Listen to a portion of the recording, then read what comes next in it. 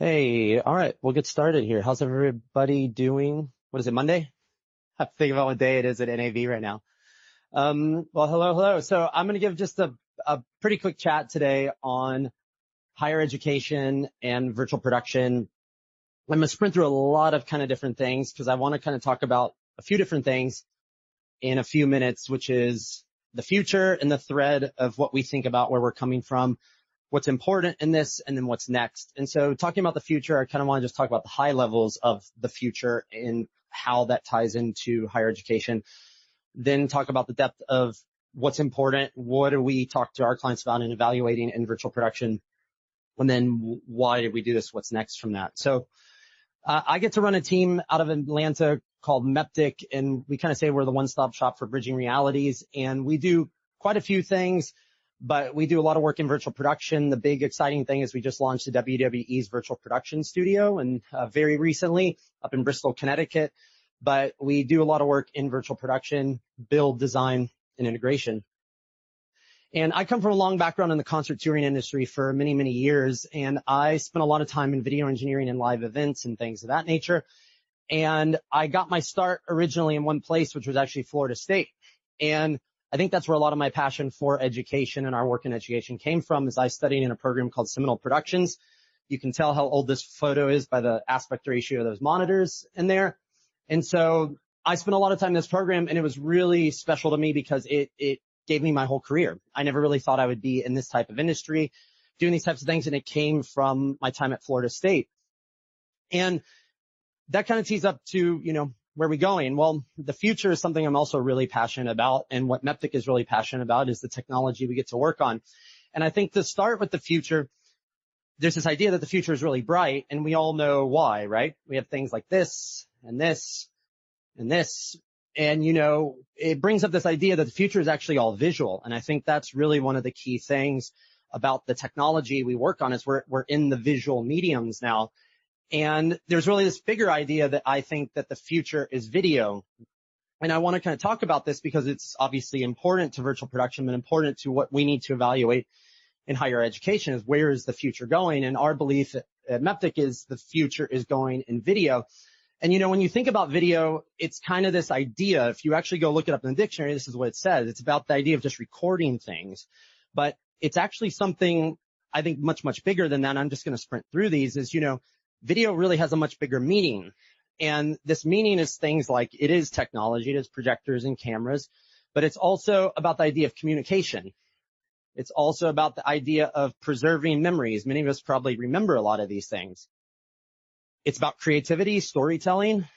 It's about things like social media interaction. And it's actually, I would argue, community. It's a whole new wave. And so when you actually think about it, video actually has this much bigger connotation in how it plays into our future and how it plays into the technology we evaluate, is it's all of these kind of intrinsic meanings that make up what we're actually doing with it. And so I have this thought that video is really a language. It's so much more than just a technology. And I really argue it's the language of the future, and it's where we're going. And it really begs the question, well, so what? So why is that? Well, this, I think, is the key thing to the future is content are the stories of this new language. And that's what we are doing is we are empowering the storytellers of these new languages with these technologies in the future. And technology is the conduit for these stories. And I'll kind of give you an example here is we've been telling a lot of the same stories throughout history in the same ways, innovating them with technology, right? Some of these stories like Beauty and the Beast or Snow White, we innovated those through cinema, right? We've retold those stories that came from books, applied new technology to them, and we're retelling them. And I kind of have a saying that says, sometimes we often go so far to travel so little. Right? And we've been using a lot of the same technologies longer than we thought in different ways. And so we kind of have to look at, if technology is the conduit in these new stories, there's this foundation, then education, we have to constantly be evaluating, what technology will power these new stories. And I think it's one idea of this new future of decentralization is right now, you think about that's the stage at Coachella. Is to actually make productions like this happen, you have to be there on site. But in the future, the next generation of students, they're not going to be there. They're going to be at home running shows like Coachella. It's already been done. These things happen. We've done events where people are in Vancouver making events in Atlanta happen. The next generation of students are going to be embracing this.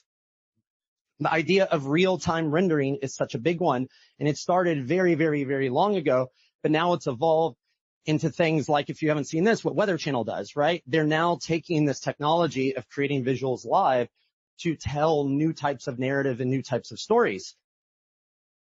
AI and automation, I don't think I really need to explain what AI will do. It has a bright future, maybe a scary future, but I think it's going to do a lot of really interesting things, and we're just at the tip of the iceberg. I don't think I really need to iterate. What we all know is that it's going to apply heavily to virtual production, but so many different things we do. We can do amazing things like this, like put Nick Cage into every movie. But it's going to be a part of our future, and it's one of the biggest questions we get. I was just at the university speaking, and it's by far the largest question is, how will this have an impact on my future? You know, virtual humans, if you don't know much about virtual humans and metahumans, this is kind of mind-blowing, is the woman in this picture doesn't exist, right? And that is a future that we're going to be telling stories of content creators, of people that have never existed, right? That's already happening now. Immersiveness, the idea of being immersed in visual content is going to be a backbone and already is. There's places like the Illuminarium here in Vegas that are completely immersive, and that's actually the picture on the right side. And we're going to be enveloped by content. We're not just going to be looking at content on our phone. We're actually going to stand inside of it. It's going to apply to things old and young, like kids' experiences as well. And I think Web 3.0, the metaverse, is going to have a huge place in just what does the evolution of the web play into these stories. AR, spatial computing are all going to be tied into the things we do and tied in, believe it or not, all into virtual production. So that really begs the second question is, you know, what's important? And I'll kind of walk through in specifically virtual production, you know, what was important in the project we did at SCAD, and we've worked with many universities, but I'm going to focus in on that one. And I think the thing with the future is I want to kind of tell you what our thought process is, what we evaluate, what we help clients think about in this space, is we need to understand those technologies and reflect the world around us. I think that's obvious. And we want to adapt to workflows that are industry accepted. We need to understand what these technologies will do for the future, and we need to define our why and our purpose. And so we had the amazing chance to work with Savannah College of Art and Design. For those that don't know, it's based in Savannah, Georgia, also in Atlanta. And we started out back all the way in 2020 designing 2 of their flagship virtual production volumes. They're very large. They're about 45 feet by 20 feet. And this is the original Savannah campus built on a backlot. And the kind of punchline I'm going to start backwards from is SCAD has said that building these virtual production facilities has brought enrollment up about 8% in the past 4 years. And I absolutely believe it, because it is a magnet for students wanting to be a part of these workflows. And so, yes, it is a large investment, but yes, it has an ROI in the larger ecosystem. And so when we started out with SCAD, we kind of have to ask these questions is about purpose. And the biggest thing about purpose is, you know, only you can define that to somebody like us.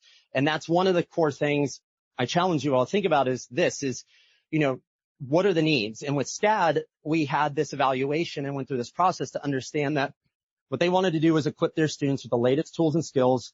They wanted to bridge the gap between academia and the industry. And this role was this idea of how do we have students better prepared for the real world, more employable, and how do we prepare them for industry and innovation? So we went through these questions, understood this with them, and understood, you know, what is really the need behind it.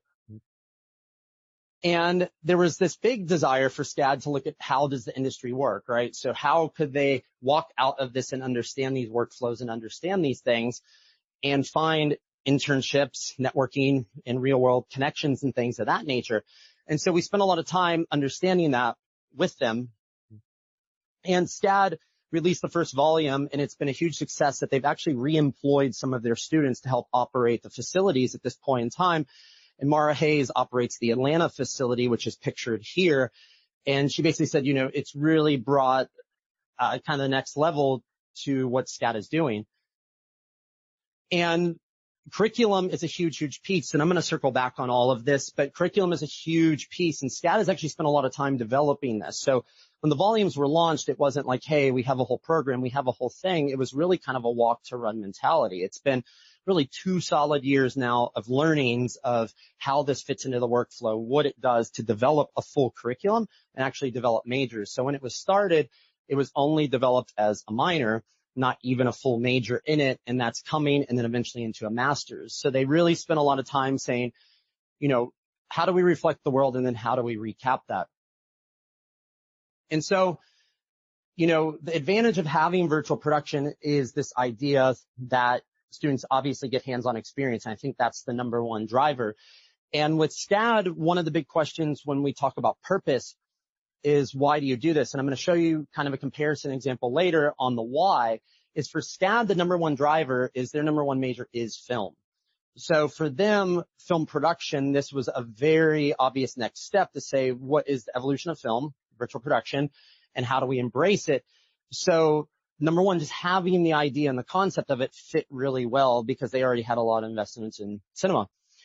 And so what we help them evaluate is, what are the skills? How do those skills apply from the university level to the real world? What does that translation look like? And, it gave them really, obviously, kind of an advantage to have this volume, and it's attracted a lot of attention from major studios, major players that have been in the space. Everyone, from the likes of NVIDIA have been in the space, utilized it. And so there's been a lot of demand because it does exist. And so this is what I kind of want to look at is the key things, and these are probably the biggest things that I would challenge you all in understanding virtual production is these kind of 3 questions.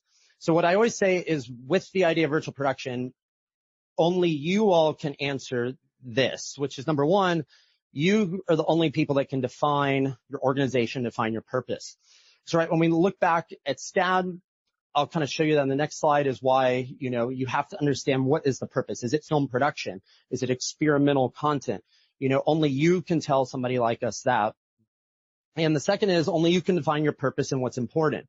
Is this facility very multi-purpose? Is it very singular purpose? Is it just cinema production? Is it more? Is it broadcast? And then what technologies will you focus on? Is it just virtual production or is it get into other types of content creation, other types of technologies? And so here's the kind of breakdown of that analysis. So when we went to SCAD and said, what can you all define? Is they said, we want to create very specifically a pipeline around virtual production. So again, I go back to, they knew that film was the major driver and they wanted to focus on film. So that was only the question they could define really, back to us in that workflow. The second is defining what's important. Well, they knew that film was very important and they wanted to focus actually more on content creation. So the example is this is, virtual production is a lot of very technology-driven, very heavy technology-driven side, but there's also a very creative aspect. Like you can see here is actually shooting, actual execution, things of that nature. And so basically what they wanted to focus on was more experience shooting in the volume, less experience with the technology behind the scenes, the wiring, the computing, all of those pieces.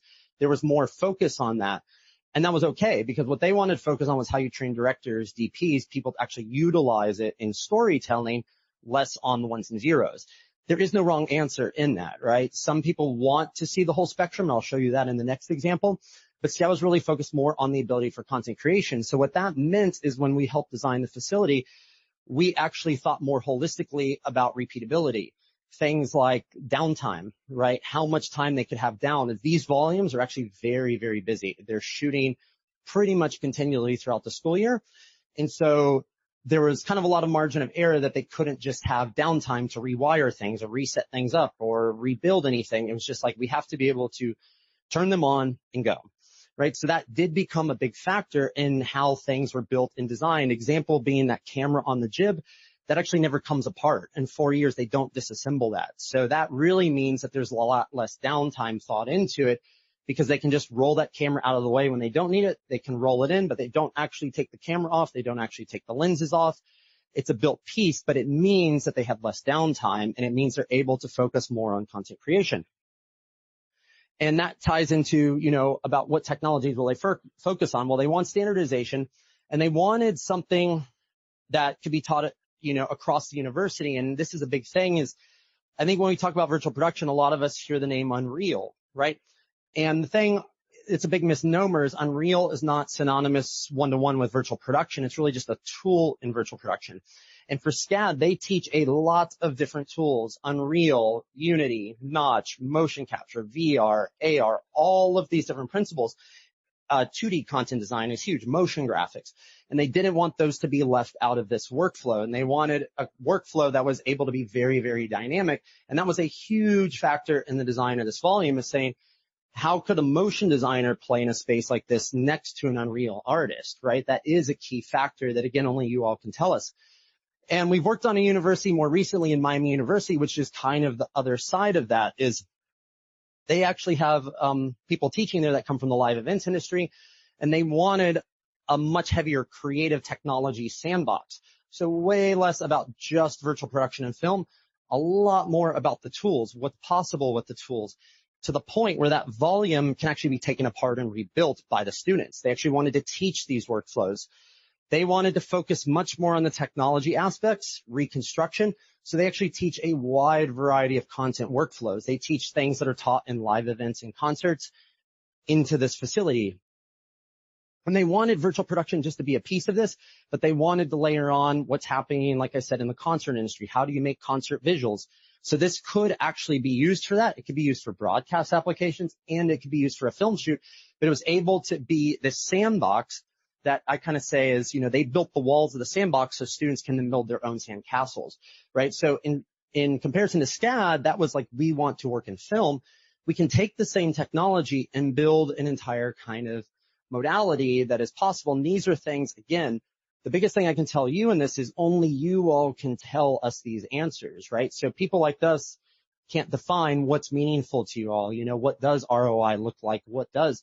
And there is no simple way around. It is a big investment, right? And so what we're seeing more and more is kind of a couple key things, which is the scale of the volumes is getting smaller. Things like SCAD are on the large side, and we're actually seeing things that are much more in the sub 40-foot, 20-foot range even. And it's really just about getting into the technology. And so don't think that just because this thing is large and big, it has to be. There is really a lot of barriers to entry into this, but the idea is really just getting into it, getting in front of it, and putting students in front of it. So really quickly, just kind of saying, what's next? Well, it's like I said, is this all encompasses for me this idea that video is this language of the future, content are the stories of that language. And this is what we are all essentially doing, is we're giving tools to empower the next generation of storytellers. And I think this is one of my favorite quotes of all time that I live by, is that always be the guy, never the hero, by an author named Donald Miller. And it's really, this is the job we have, is to build these sandboxes, to give the students these tools to play in, to understand how they can go be the hero of their own stories, and we guide them along that. And I think the future is disrupting at light speed, and I always say it's really, really exciting time. These technologies were not possible 10 years ago. They were not possible even 5 years ago, and now they're main staples in the industry and the world around us.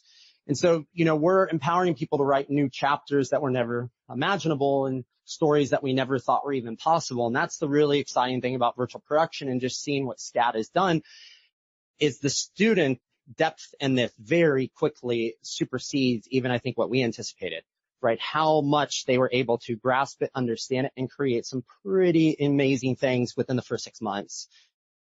And so we want to utilize the technologies that didn't exist long ago, because these are now the baseline, right? So this is the key thing about virtual production, is that this is the baseline for where we are, is students coming out of these universities know that this is the base of what's possible, right? Virtual production will not go away. Will green screens still be here? Absolutely. But LED screens in cinema production, in these workflows, will not go away anytime soon.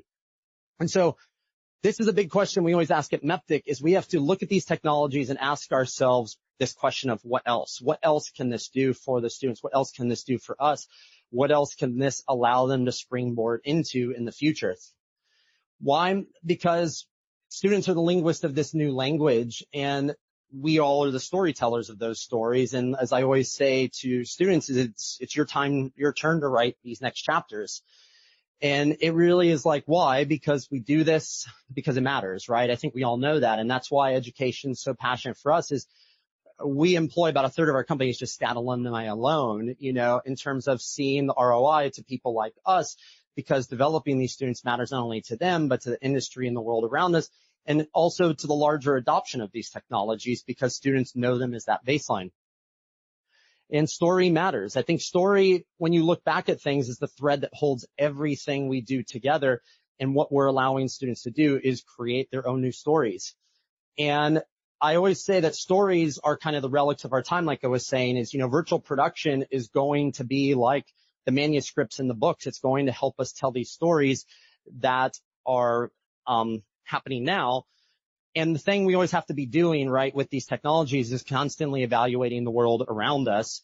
And we always need to be challenging what's possible, right? Because virtual production is now, again, the baseline, but now it's evolving. Now we're adding AI, we're adding volumetrics, we're adding all sorts of new things into that workflow that it's saying, well, now there's all sorts of new what else's that are possible. So it allows us to find new ways to communicate and then apply those technologies around us because, right, our goal is to empower the next generation. So thank you very much. That's my quick sprint, but I'd love to take any questions. If anybody has any, I'll be glad to hang out and chat off to the side. So they told me I'll have to take questions over here for the next one, so I'd be happy to. But thank you all very much.